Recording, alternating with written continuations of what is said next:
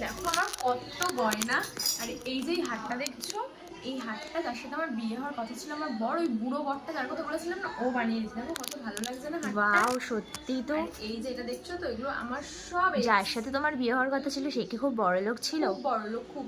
এইগুলো ওরাই দিয়েছে, ওদের বাড়ির থেকে আশীর্বাদ এগুলো আমাকে দিয়েছে। আর এই যে দেখছো এগুলো, এগুলো আমি যাদের সাথে প্রেম করেছি, আমার সব এক্সদের টাকা মিলিয়ে এগুলো আমি করেছি।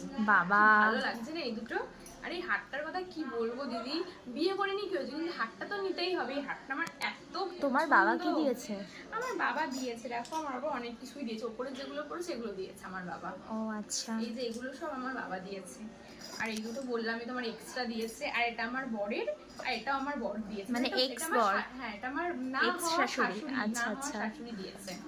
বাহ। তাহলে তোমার বয়ফ্রেন্ড কিছু, মানে যার সাথে তুমি এখন শাড়ি পালিয়ে? শাড়ি তোমাকে তো আগেই বলেছি, আমার বয়ফ্রেন্ড আচ্ছা। আজকের পুরো লুকটা। তোমার বয়ফ্রেন্ড কি করে? আমার বয়ফ্রেন্ড দিদি এখনো সেরকম কোনো কাজ করেনি, কিন্তু আমি ওর পাশে থাকবো। এবার ও আমাকে এর থেকেও হ্যাঁ, ভালো সেটা আমি বুঝতেই পারছি। তুমি ওর পাশে কিভাবে থাকবে, তোমার এক্সদের নিয়েই থাকবে।